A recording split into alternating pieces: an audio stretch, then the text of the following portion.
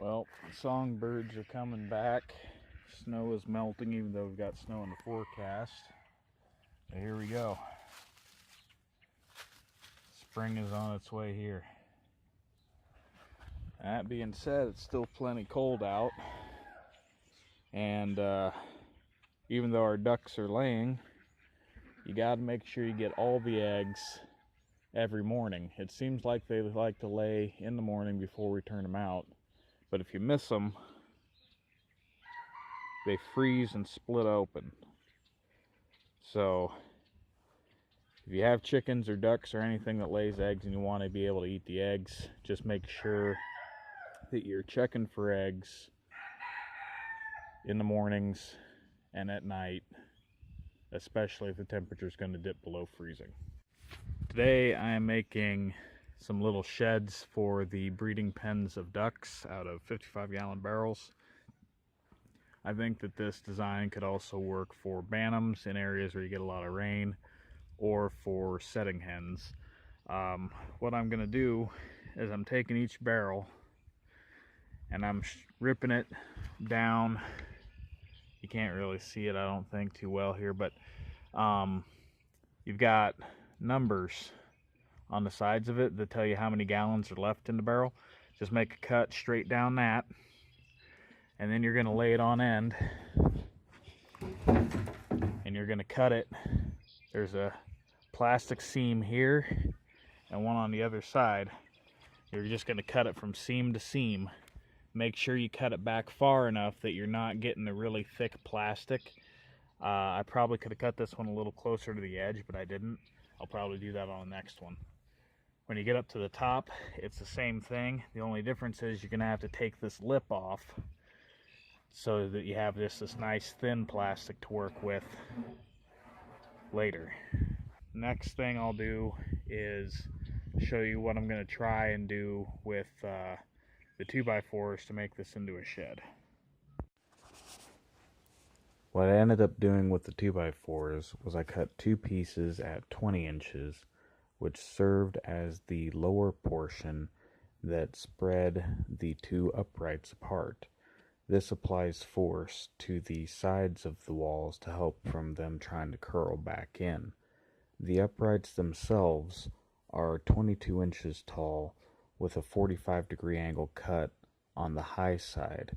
Now the angle itself has to follow the curve of the barrel somewhat, so you want to make sure that the face of that angle faces towards your plastic as opposed to inside the barrel. The tricky part is prying the barrel open to get these in place. Now what I ended up doing is I had a friend of mine help me to get the first frame in, and then I was able to pry the second one in myself. The uprights are then screwed in place through the sides of the plastic. Standing the barrel up on its natural end to pry it open works best, so it's not rolling around. Once that's completed, you'll notice in this next picture I cut half of the top portion of the barrel off on the end, and that end became the end that I would put my door in. As you can see, it has a little bit of an overhang, which serves as ventilation and helps to keep rain off of the entryway a little bit. The rear end of it, I put in two pieces of fence picket, and it did leave a little bit of a gap, but I figure that will just help with airflow, and I just tucked them up underneath of the flap of the end of the barrel itself, and then put a couple screws into the 2x4s to hold those in place.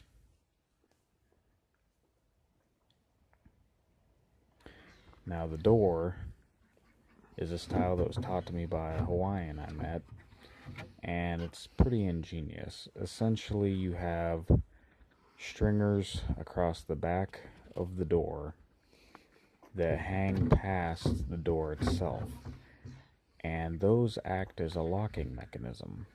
So when I did the door frame, I put a narrow board across the bottom and across the top of the doorway, and when you slide that in place, what you're doing is you have to slide the top ones in first and then pull it down to lock the bottom ones in.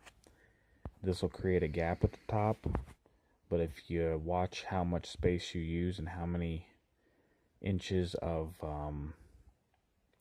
tab you leave for the bottom, it can be a pretty small gap actually. These tabs on the bottoms of these boards are only about 1 finger joint in length, so it doesn't need to be a whole lot. And then the other important part is the face of the boards needs to overlap the uprights. That's how you get it to lock in place. So it slides up and down along the face of the uprights to allow you to lock it in place or pull it out.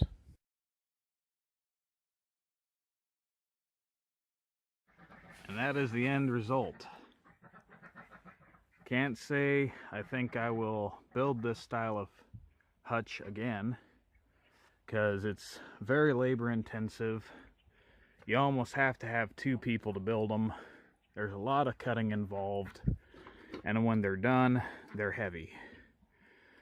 I might put wire floors in them just in case, but for now I'm going to leave them. I'm going to throw bedding in there. One thing I do like about them is the style of door I made, which just slides up and out, so I don't have to worry about it blowing shut during the day. But here's what I've got for the runners this year. Pens are 6 foot wide, 14 foot long. Each pen's got its own water bucket. Doing a trio of blacks. Gonna have a pair of trouts. I gotta get the drake brought up for her. This pair we think are blue trout. We're not entirely sure. The drake might be a blue fawn. We're gonna see what we get out of them. Trio of grays. A pair of pencileds. And a trio of whites. And then later I'll be running a different trio of whites. It's an older trio I have at home, and I might pair up a dusky to a gray hen, just see how it goes. But ducks were laying, spring's right around the corner. It was time to get this done.